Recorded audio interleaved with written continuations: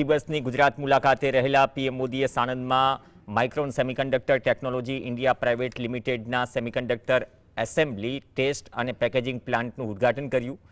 22,500 કરોડના ખર્ચે બનેલા પ્લાન્ટ ને ભારતના ગ્લોબલ સેમિકન્ડક્ટર સપ્લાય ચેનમાં મજબૂત સ્થાન અપાવશે। આ પ્લાન્ટમાંથી ભારતમાં બનેલી પહેલી સેમિકન્ડક્ટર મેમરી ચિપનું વ્યવસાયિક ઉત્પાદન ને શિપમેન્ટ પણ શરૂ થઈ ગયું છે। ઇન્ડિયા સેમિકન્ડક્ટર મિશન હેઠળ મંજૂર કરાયેલો આ પહેલો પ્રોજેક્ટ છે। સપ્ટેમ્બર 2023માં તેનો શિલાન્યાસ થયો।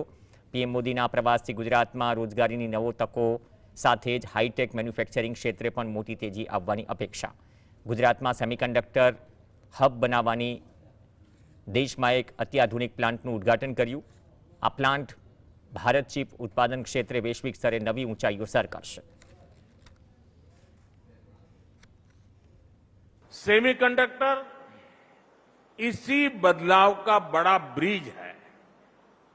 छोटी सी चीप इंडस्ट्रियल रिवॉल्यूशन और एआई रिवॉल्यूशन दोनों को जोड़ने वाला माध्यम है।